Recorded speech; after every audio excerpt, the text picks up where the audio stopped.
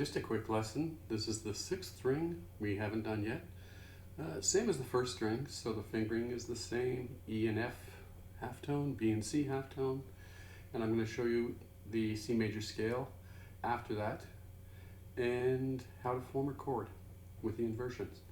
So let's do the 6th string. We have E. Now E is, all these notes are below the staff except the E at the 12th fret.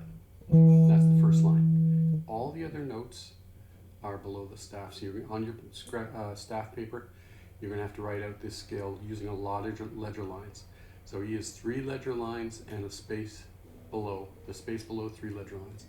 So in first position you have E, F, G. Then you go to 5th position and play A, B, C.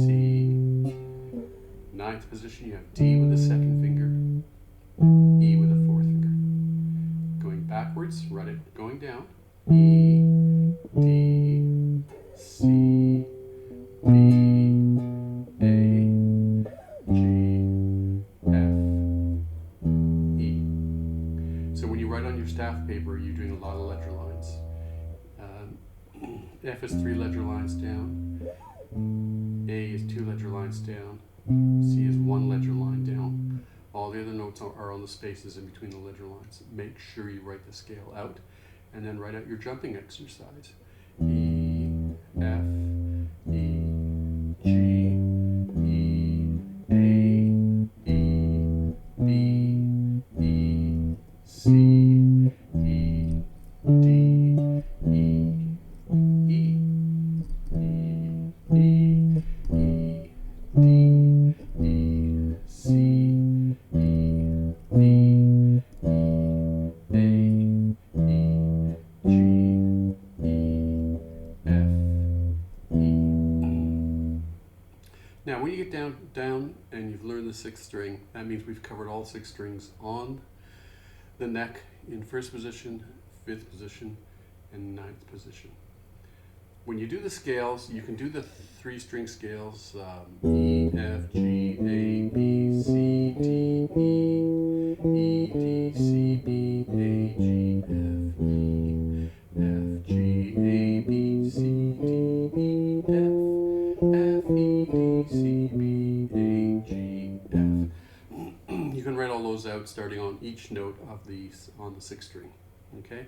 And remember, we would go up, then we'd go up one scale, come down the other scale, go up another scale, come down another scale. Whatever exercises you want to make up is up to you. But now that you've learned the neck, and it's taken quite a bit of time naming these notes and learning them and writing out these exercises, now you can go all the way across the 6 strings on those scales. So you can go E, F, G, A, B, C, D, E, F, G, A, B, C, D, E, D, C, E, A, G, F, E, D, C, B, A, G, F, E. Okay, so you can do the same thing starting on F, starting on G, starting on A, starting on B, starting on C, starting on D, all the way up. Okay, all the way up those scales, all the way down those scales. All 6 strings. But what happens here in the 1st position, E, F, G, A, B, C. When you get to C, we now have our C major scale, which is, remember, it's like the white keys on the piano. So that's, C is the white key next to the 2 black keys. Just below the 2 black keys is middle C. So now we can play our C major scale. C, D, E, F, G, A, B, C, C, E, A, G, F, E, D, C. And as I said before, what makes that a major scale is there's a half tone between the 3rd and 4th note, E to F, and the 7th to 8th, B to C.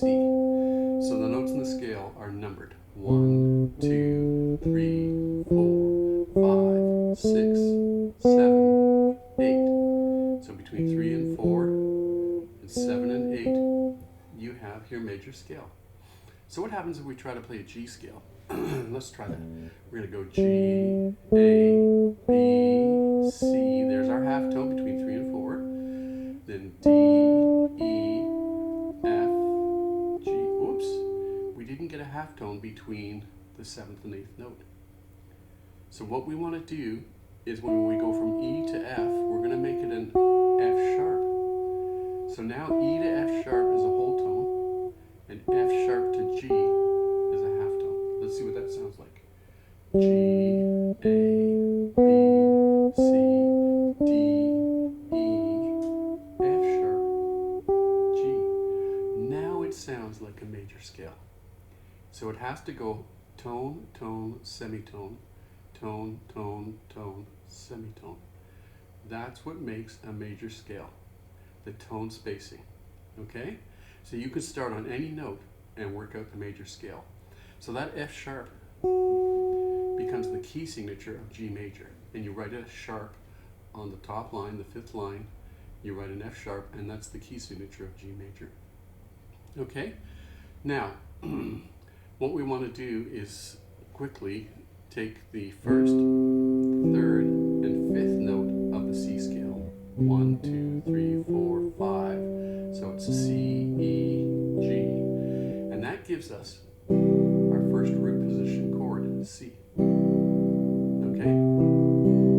There it is. Now, if you take the C and put it on the above the chord, you'll have E, G, C. So now the 3rd is on the bottom, E.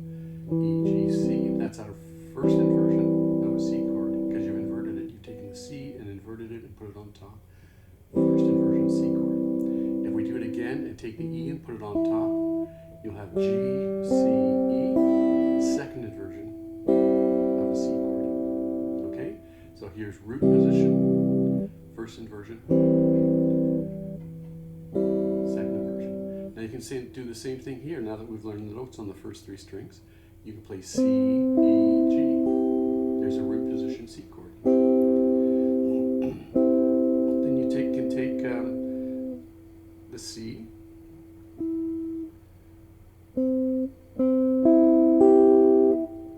and put it on top. E, G, C. There's first inversion of a C chord. Then you take the E and put it on top. G, C, E. Second version of a C chord.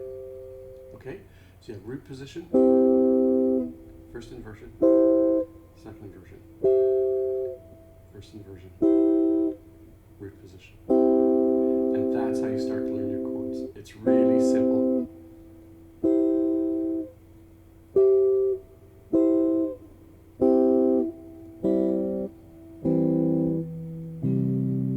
There they are. So that's how you form chords and invert them on the guitar. And you can do that in any key. You can take your G chord and the notes would be G, B, D, 1st, 3rd, 5th, and then you can invert it going up the neck and learn the root position and the inversions. And that's really a basic lesson in theory. So I'm going to keep this one short today. We've done the 6th string. We've learned all 6 strings, and we've started to talk about scales and chords, how to invert chords. And I really enjoy that. Chords are so much fun to play on the guitar.